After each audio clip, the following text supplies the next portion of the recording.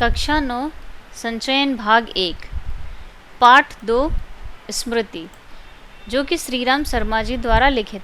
बात 1908 की है। लेखक बेर खा रहा होता है। उनके भाई बुलाते हैं, डरते डरते वो घर पहुँचते हैं कि मार ना पड़े, लेकिन भाई उन्हें चिट्ठियाँ देते हैं और उन्हें बोलते हैं कि मक्खनपुर डाकखाने में जाओ, चिट्ठियाँ डालाओ, बहुत ज़रूरी हैं।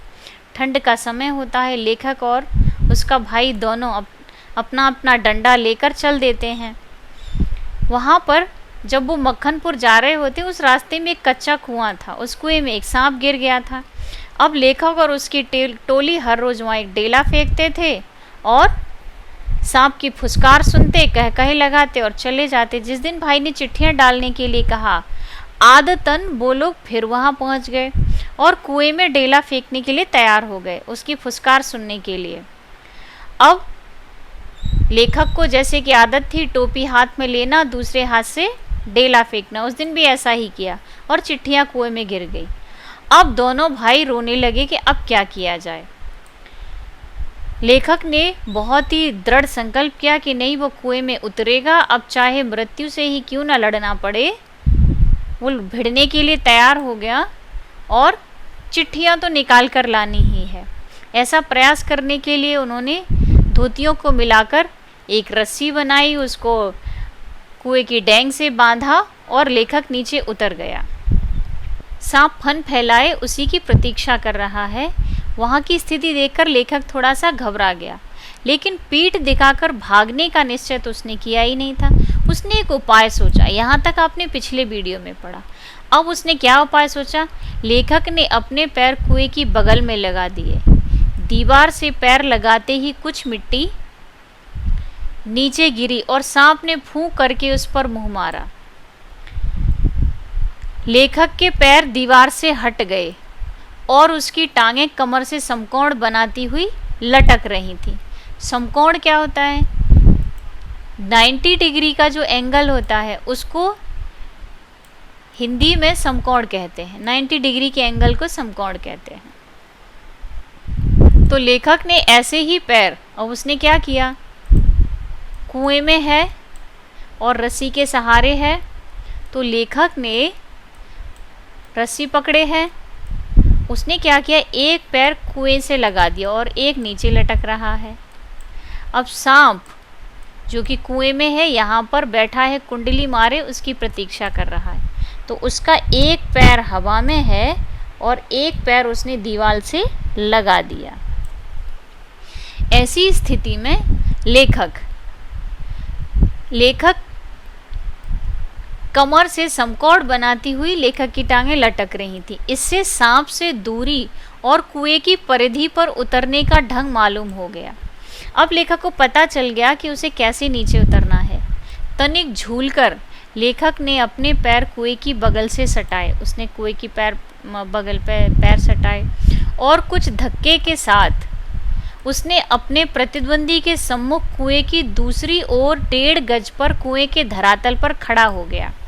अब हुआ क्या इसमें कि जैसे ही लेखक ने यहाँ पैर लगाया तो यहाँ से मिट्टी गिरी और फूंक करके उसने उस पर फन मारा और इस पैर से धक्का देकर वो अपनी पूरे शरीर को इधर ले आया। तो जैसे ही सांप ने यहाँ फुसकार भरी, दूसरी तरफ उसे कूदने का मौका मिल गया। तो लेखक को और उसके सामने कैसे खड़ा हुआ जाए, ये लेखक को तरीका मिल गया। तो उसने वही किया।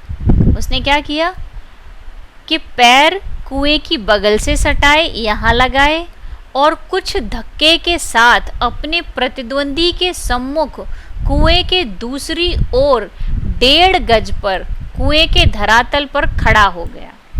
यहाँ से पैर लगाया, अपनी बॉडी को धक्का दिया और दूसरी साइड में सांप के सामने खड़ा हो गया।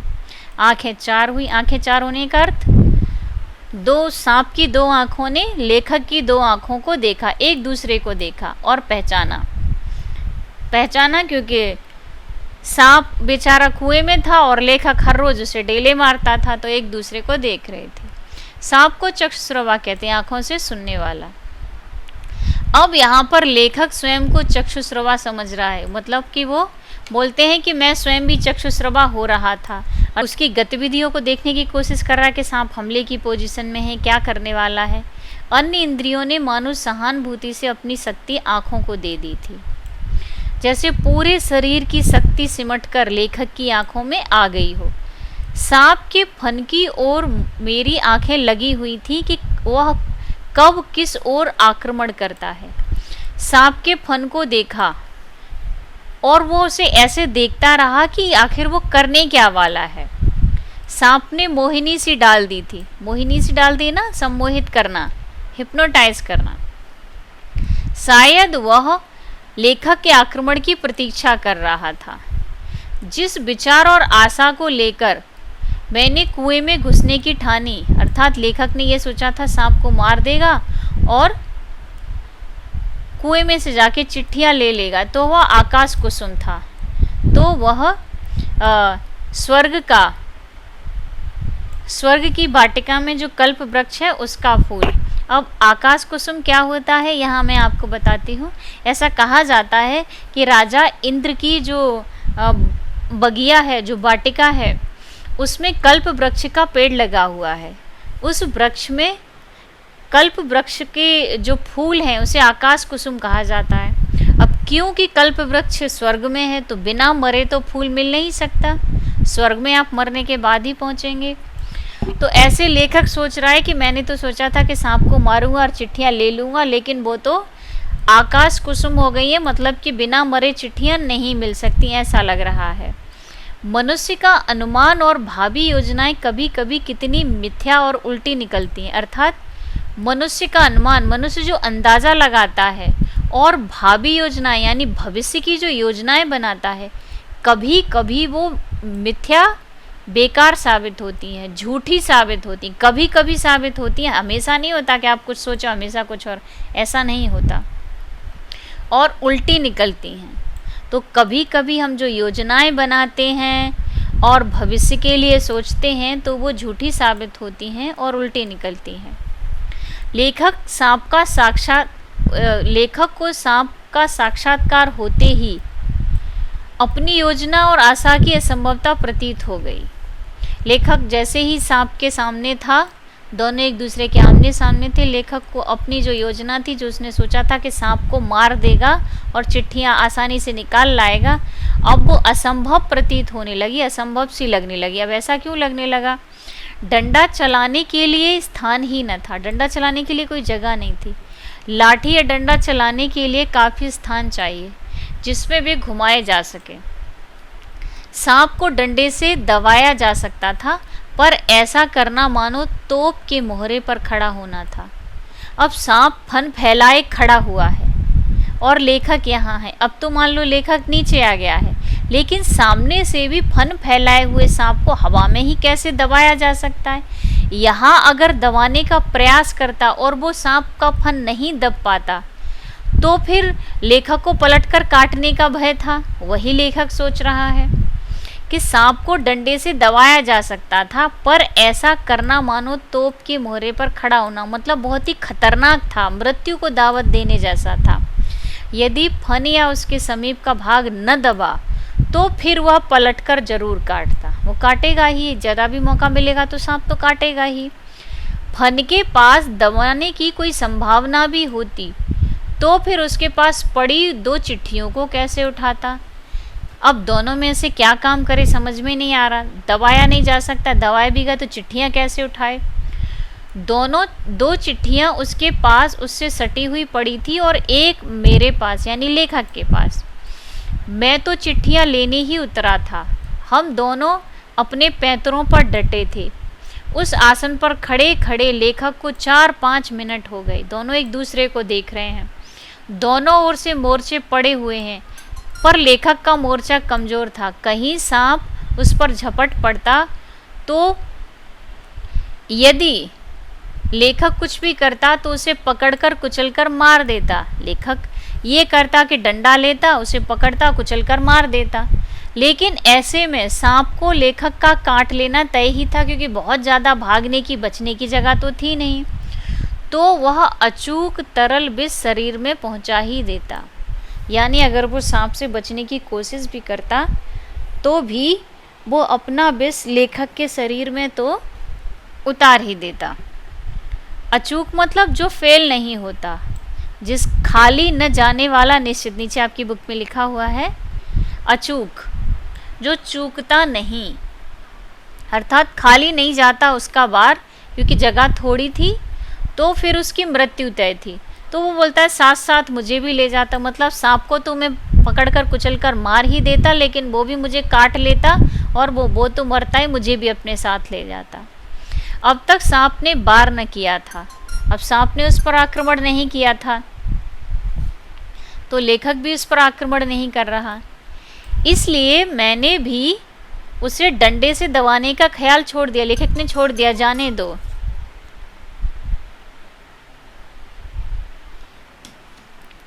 अब प्रश्न था कि चिट्ठियां कैसे उठाई जाएं। बस एक सूरत थी, मतलब एक ही तरीका था, डंडे से सांप की ओर से चिट्ठियों को सरकाया जाए। यदि सांप टूट पड़ा तो कोई चारा न था, कुर्ता था और कोई कपड़ा न था, क्योंकि उसने धोती तो उतार के उसकी रस्सी बना ली थी, तो केवल वो कुर्ता पहने ही रह गया था, जिससे सांप के मुंह की ओर करके उसके फन को पकड़ लूँ। कपड़े से भी सांप को पकड़ा जा सकता है, सांप के ऊपर कपड़ा डाल दो, वो देख नहीं पाता, और जब वो देख नहीं पाता आक्रमण करने की स्थिति में नहीं हो पाता, ऐसे में सांप को पकड़ा जा सकता है। लेकिन अब उनके पास कोई कपड़ा भी नहीं है, सिर्फ वो कुर्ता ही है जिसे वो पहने हुए हैं।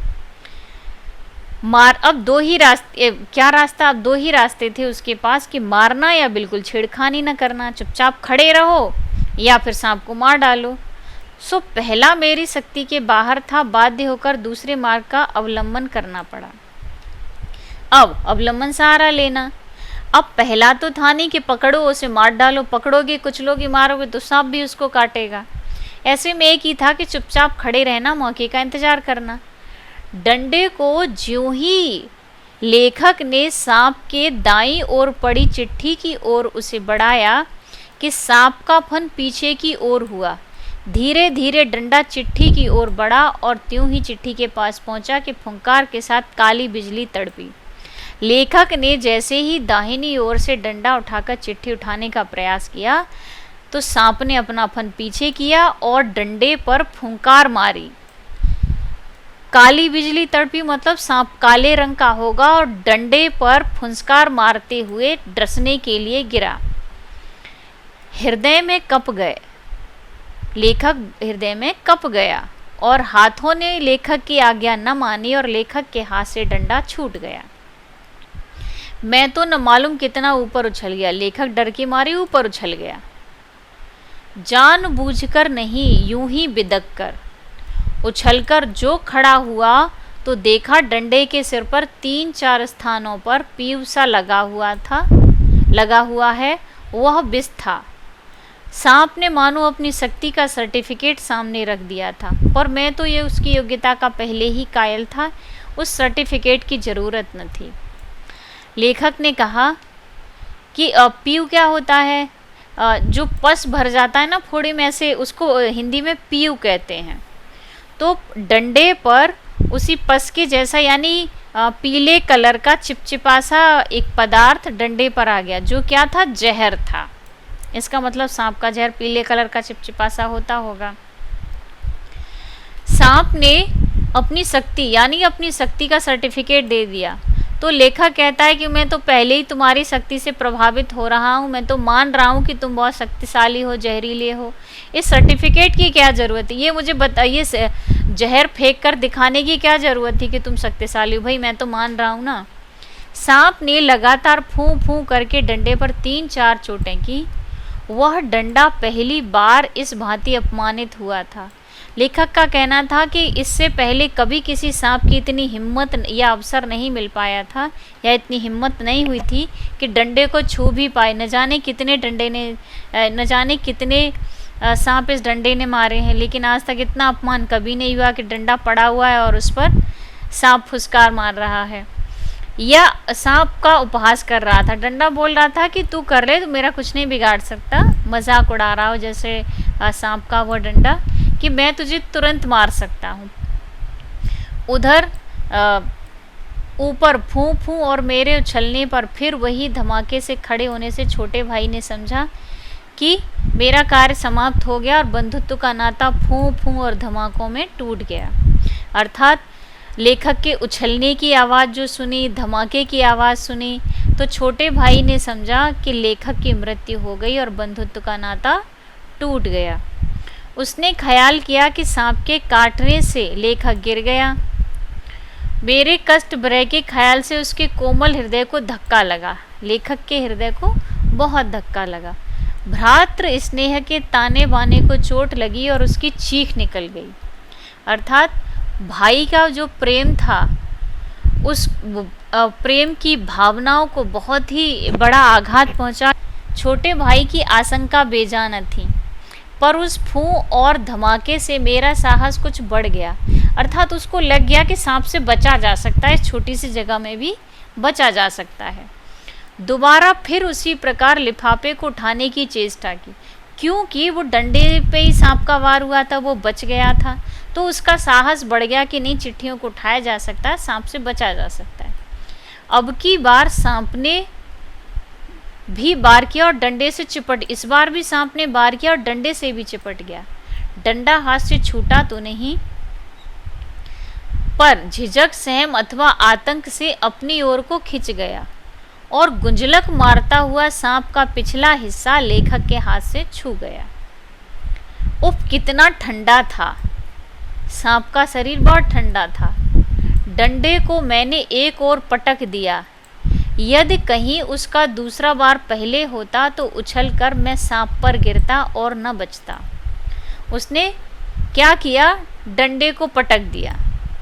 अब दूसरा बार, एक बार डंडे को, अगर डंडा नहीं फेंकता, क्योंकि वो डंडे से चिपक भी गया था ना, यहाँ लिखा है ना कि वो बार भी किया और डंडे से चिपट भी गया, तो डंडा हाथ से छूट गया। अगर वो डंडे को नहीं छोड़ता तो अब डंडे में चिपका हुआ दूसरा बार सांप उसके लेखक के ऊपर कर देता और लेखक मर जाता।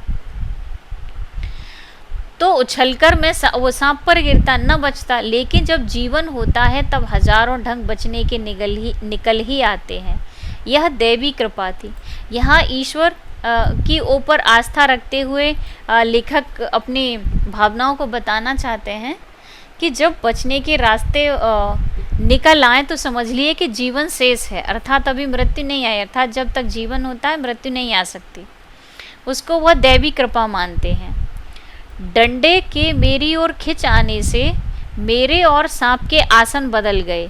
मैंने तुरंत ही लिफाफे और पोस्ट कार्ड चुन लिए, चिट्ठियों को धोती के छोर से बांध दिया और छोटे भाई ने उसे ऊपर खींच लिया।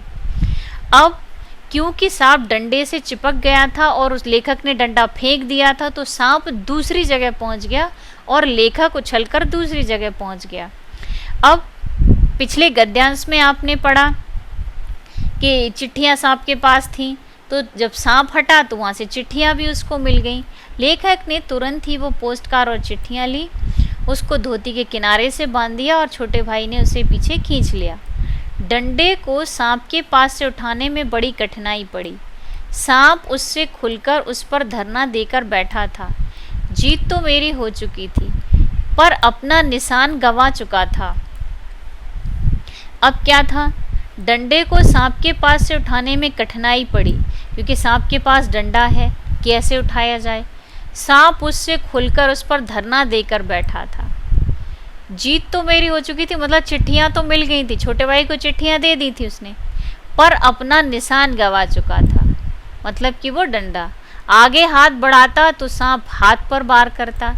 इसलिए कुएं की बगल से एक मुट्ठी मिट्टी लेकर मैंने उसकी दाईं ओर फेंकी कि वह उस पर झपटा और दूसरे हाथ से उसकी बाईं ओर से डंडा खींच लिया। यहाँ लेखक ने कितने साहस का कार्य किया। सांप कभी भी उसे खा सकता है, लेखक को ये मालूम है। उसके पास उससे बचने का एक ही साधन था, वो था डंडा। अब डंडा भी सांप के पास पहुंच गया है, क्योंकि सांप चिपका था और उसने फेंका तो सांप दूसरी ओर गिरा, डंडा उसी के पास है। हाथ बढ़ाकर उसे उठा नहीं सकता, तो उसने फिर बुद्धिमानी से काम लिया बिना घबराए कि एक मुट्ठी मिट्टी लेकर दाईं ओर फेंक दी और सांप ने सोचा ये क्या है और वो उस पर झपटा और उसने डंडा उठा लिया। पर बात की बात में दूसरी ओर भी वार किया। यदि बीच में डंडा न होता तो पैर में उसके दांत गड़ गए होते। अब लेखक ने जैसे ही डंडा उठा लिया फुर्ती से और उसने देखा कि वो मिट्टी पर वार कर रहा है, तो सांप ने अब की बार लेखक पर वार किया। लेखक ने बीच में डंडा लगा दिया। अगर डंडा नहीं होता तो फिर उसका फन उसके पैर पे होता और उसके दांत गड़ गए होते। अब ऊपर चढ़ना कोई कठिन काम न था। केवल हाथों के सहारे पैरों को बिना कहीं लगाए 36 फुट ऊपर चढ़ना। ध्यान दें, 36 फुट ऊपर चढ़ना मुझसे अब नहीं हो सकता था। 15-20 फुट बिना पैरों के सहारे केवल हाथों के बल चढ़ने की हिम्मत रखता हूँ। लेखक ये सोच रहा है, कम ही अधिक नहीं, पर उस 11 वर्ष की अवस्था में मैं 36 फुट चढ़ा। बाहें भर गई। 36 फुट लगभग 3-4 मंजिल। बाहें भर गई, छाती फूल गई थी, धौंकनी चल रही थी। धौंकनी मतलब बहुत तेज तेज सांस ले रहा था। एक एक इंच सरक सरक कर अपनी भुजाओं के बल से ऊपर चढ़ा आया। यदि हाथ छूट जाते तो क्या होता, इसका अनुमान करना कठिन है। ऊपर आकर बेहाल होकर थोड़ी देर पड़ा रहा। देह को झार झूर धोती कुर्ता पहना। फिर किशनपुर के लड़कों को जिसने ऊपर चढ़ने की चेष्टा को देखा था, ताकीद मतलब उसको बार बार चेतावनी दी। ताकीद की चेतावनी दी। चेतावनी देकर वह कुएं वाली घटना किसी से नहीं कहे, ऐसा उन्होंने चेतावनी दी। सन 1915 में मैट्रिकुलेशन पास करने के उपरांत यह घटना लेखक ने माँ को सुनाई। घटना कब की थी? 1908 की। और उन्होंने अपनी माँ को कब बताया? 1915 में। सजल नेत्रों से माँ ने लेखक को हृदय से लगा लिया, जैसे चिड़िया अपने बच्चों को डैने में छिपा लेती। किसमें? पंखों में छिपा लेती। कितने अच्छे थे वे दिन। उस समय राइफल न थी, डंडा था, और डंडे का शिकार कम से कम उस सांप का शिकार राइफल के शिकार से कम रोचक और भयानक न था। भयानक तो था ही, कुछ भी हो सकता था, लेखक की मृत्यु हो सकती थी, लेकिन साहस और बुद्धिमानी से उस संघर्ष को लेखक ने जीत लिया, क्योंकि वो दृढ़ संकल्प करके उतरा था। पाठ यहीं समाप्त हो जाता है। धन्यवाद।